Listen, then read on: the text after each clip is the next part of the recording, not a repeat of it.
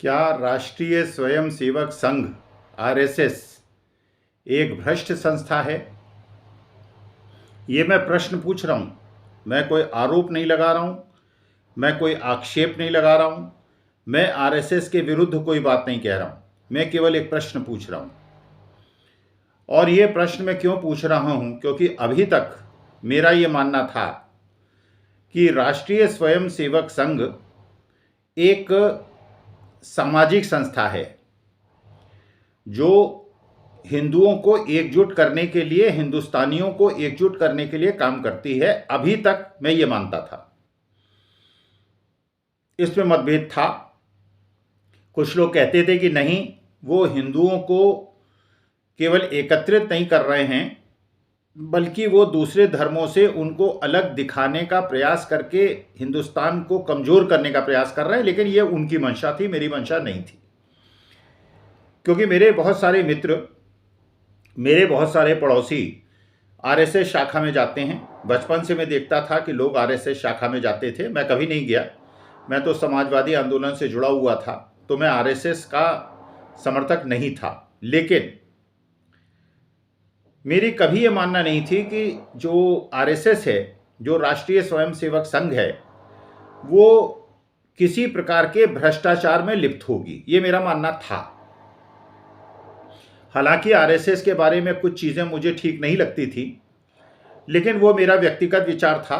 मुझे लगता था कि आरएसएस का जो सरसंघचालक होता है वो केवल चित्पावन ब्राह्मण क्यों होता है, महाराष्ट्र के कोंकण इलाके का ब्राह्मण क्यों होता है, बाकी जातियों के लोग आरएसएस प्रमुख क्यों नहीं बनते। एक राजेंद्र सिंह रज्जू भैया, जो कि इलाहाबाद यूनिवर्सिटी के फिजिक्स के प्रोफेसर थे, उनके अलावा आज तक जितने भी आरएसएस प्रमुख हुए हैं वो चित्पावन ब्राह्मण हुए हैं। तो इस पर मेरा जरूर एक विचार था कि ये उचित नहीं है।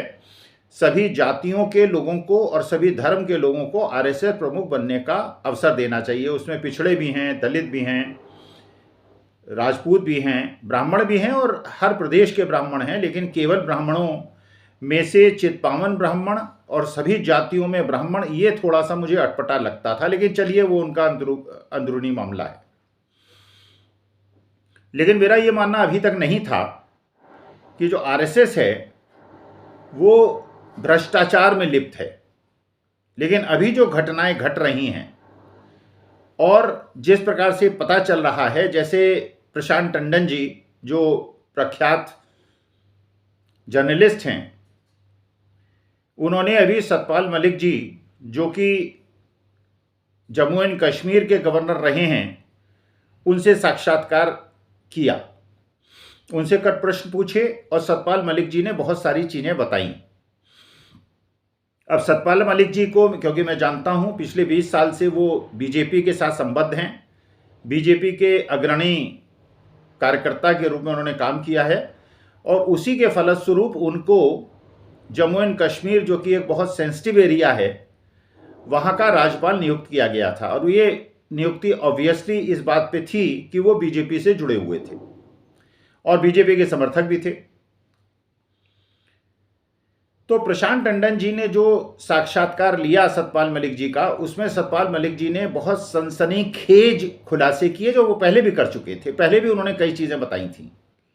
पहले भी उन्होंने कहा था, 3-4 साल पहले उन्होंने एक जगह कहा था कि आरएसएस के एक वरिष्ठ पदाधिकारी उनसे मिले थे और उन्होंने उन्हें पेशकश की थी रिलायंस इंश्योरेंस के मसले पर, जो फाइल है उस पर दस्तखत करने के लिए उनको 300 करोड़ की घूस मिलेगी।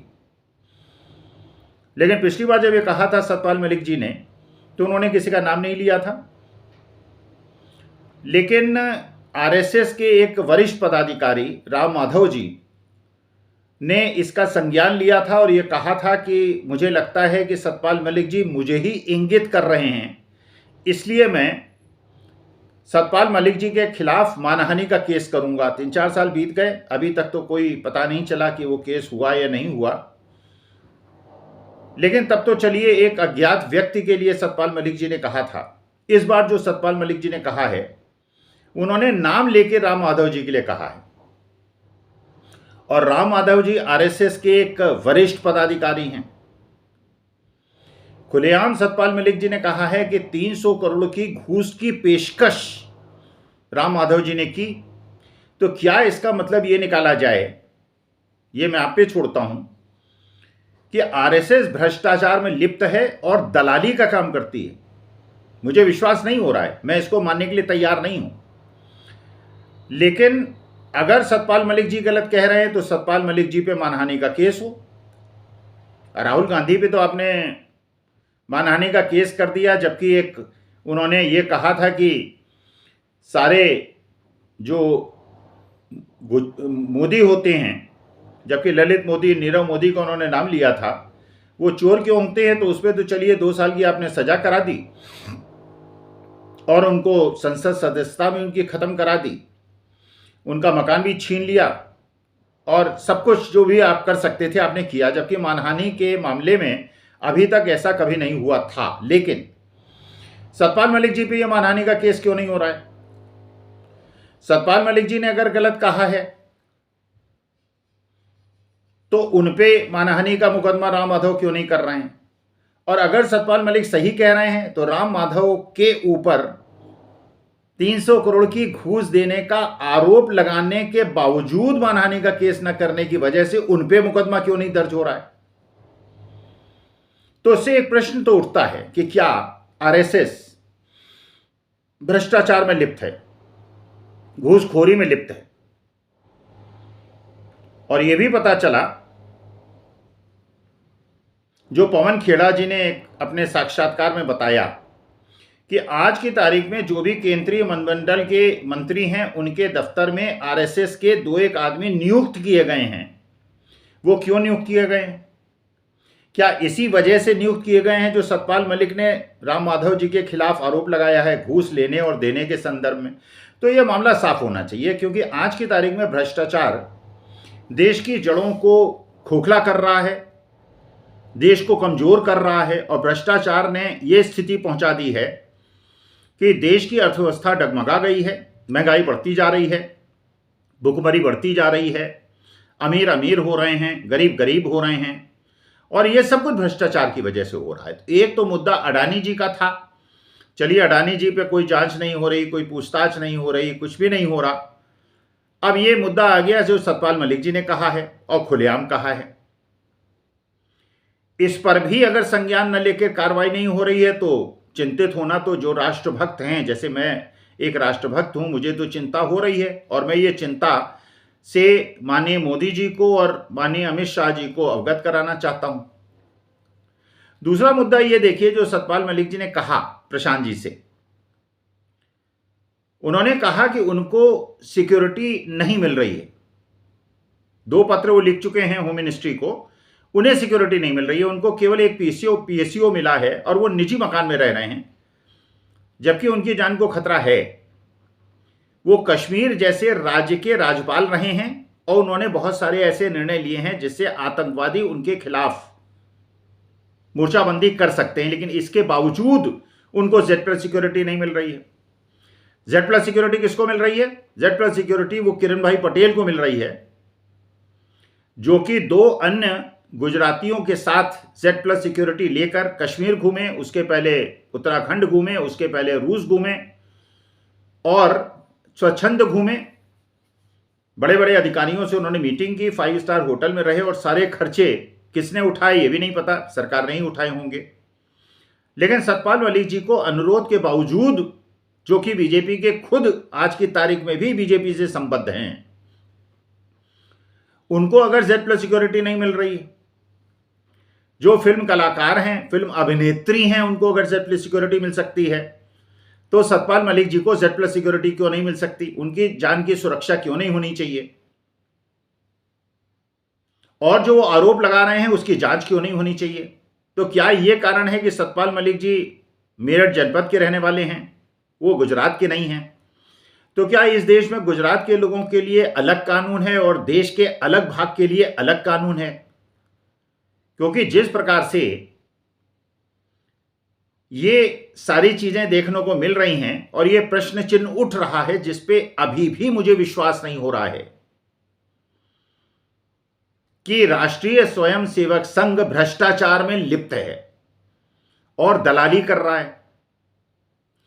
तो क्योंकि ये पूरे देश की सुरक्षा का, उसकी संप्रभुता का, उसकी एकता का प्रश्न है, जो किरण भाई पटेल के साथ कंप्रोमाइज हुआ, जब वो तटीय एरिया में घूमा, जब वो सीमा क्षेत्र में घूमा, पाकिस्तान से लगे हुए बॉर्डर और चीन से लगे हुए बॉर्डर में घूमा और वहां के वरिष्ठ अधिकारियों से मिला, जो सेंसिटिव एरियाज थे वहां घूम लिया, Z+ सिक्योरिटी लेके घूम लिया, तो क्या केवल इसलिए कि वो गुजरात का रहने वाला है? और सतपाल मलिक जी जो ये आरोप लगा रहे हैं, इसकी जांच कब होगी और इसकी जांच का पर्दाफाश कब होगा? सतपाल मलिक जी को सिक्योरिटी क्यों नहीं मिल रही है? क्या उनकी जान देश के लिए आवश्यक नहीं है? क्या उनकी सुरक्षा देश के लिए आवश्यक नहीं है?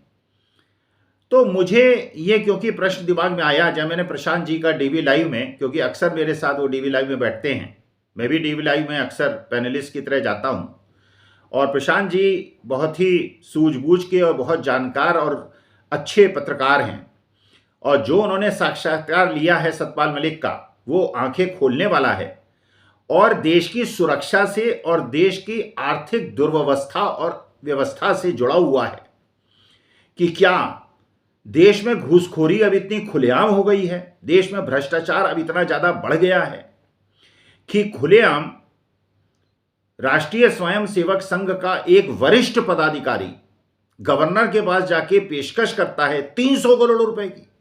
इतनी बड़ी घूस पहले भी कितनी घूस ली होंगी? सतपाल मलिक जी ने पहले भी आरोप लगाया था कि किस प्रकार की घूसखोरों की समस्याएं हो रही हैं।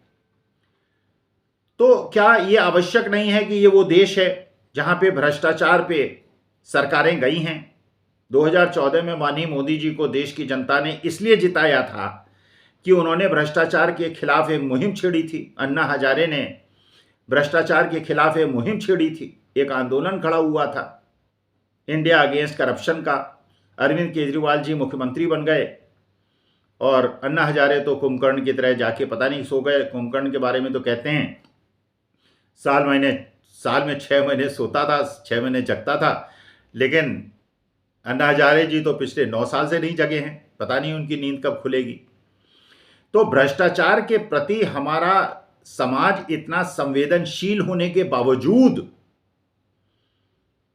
अगर देश की एक सबसे बड़ी सामाजिक संस्था जो कि सत्ताधारी दल से उसका सीधा संबंध है और जिसमें बड़े बड़े मंत्री ये कहते हैं कि वो आरएसएस के सेवक हैं, और वहां पे अगर इस प्रकार का आरोप एक भारतीय जनता पार्टी का ही एक बहुत बड़ा वरिष्ठ सदस्य जो कि जम्मू एंड कश्मीर जैसे सेंसिटिव एरिया का गवर्नर रहा है, अगर आरोप लगा रहा है तो उसकी जांच क्यों नहीं हो रही है?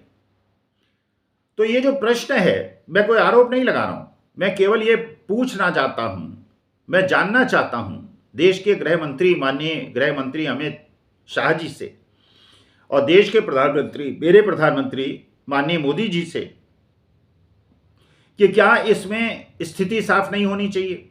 क्या इसमें यह जानना नहीं चाहिए कि क्या आरएसएस सही में भ्रष्टाचार में लिप्त है? ये जो हर शहर में भारतीय जनता पार्टी के कार्यालय बन रहे हैं, ये पैसे कहां से आ रहे हैं, कैसे आ रहे हैं? क्या ये भ्रष्टाचार का पैसा है? क्या देश की 70% जनता को 4 किलो मुफ्त अनाज देकर ये भ्रष्टाचार के माध्यम से देश की जड़ों को खोखला किया जा रहा है? ये तो जानने का मेरा अधिकार है। मैं तो देश का नागरिक हूं और मैं 140 करोड़ लोगों में से एक मैं भी हूं। तो चाहे मैं किसी पद पे नहीं हूं, चाहे मैं बहुत इंपॉर्टेंट आदमी नहीं हूं, चाहे मैं वीआईपी नहीं हूं, लेकिन आम आदमी तो हूं।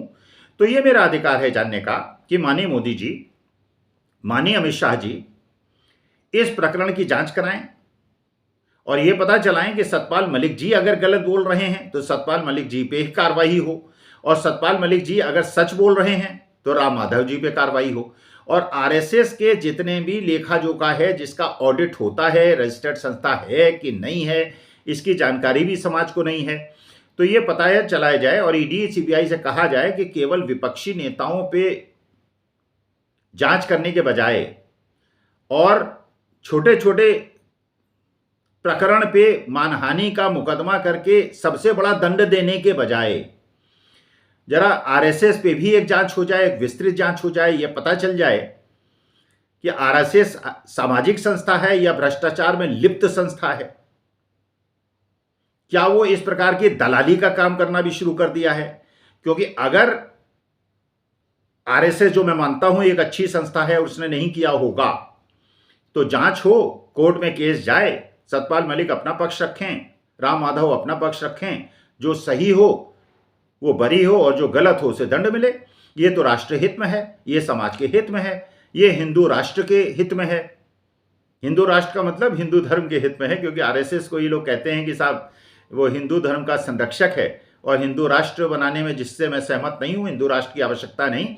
जो हमारा देश जिस प्रकार का प्यारा देश है, 140 करोड़ लोग मिलजुल कर प्यार मोहब्बत से रहते हैं, मुझे तो ऐसा ही देश पसंद है। लेकिन अगर आरएसएस उस क्षेत्र में कार्यरत है तो ये एक्स्ट्रा करिकुलर एक्टिविटी क्यों कर रहा है, घूसखोरी की और भ्रष्टाचार की और दलाली की? तो मेरा निवेदन है मोदी जी से और अमित शाह जी से कि इस प्रकरण की गंभीरता से आपने अडानी जी पे जांच नहीं कराई, आपने गुजरात के लोगों से, संबंधित लोगों से जांच नहीं कराई। लेकिन तो चलिए, इसमें तो सतपाल मलिक भी उत्तर प्रदेश के हैं और राम माधव भी गुजरात के नहीं हैं, तो दोनों लोग गुजरात के बाहर के हैं। तो कम से कम यही निर्णय हो जाए कि सतपाल मलिक ठीक कह रहे हैं या राम माधव ठीक कह रहे हैं, और जो गलत है उनको जेल हो, उनको दंड मिले, जिससे देश की जनता जो भ्रष्टाचार से बहुत ज्यादा परेशान है उसको कुछ राहत मिल सके, और जो अन्ना हजारे ने एक फर्जी आंदोलन किया था वो भी पता चले कि उसका आंदोलन का मकसद क्या था। और आज जब भ्रष्टाचार का एक बहुत बड़ा आरोप सतपाल मलिक जी ने लगाया है तो उसके बारे में सरकार कितनी सीरियस है, ये बात अब पता चलनी बहुत आवश्यक है। थैंक यू, धन्यवाद।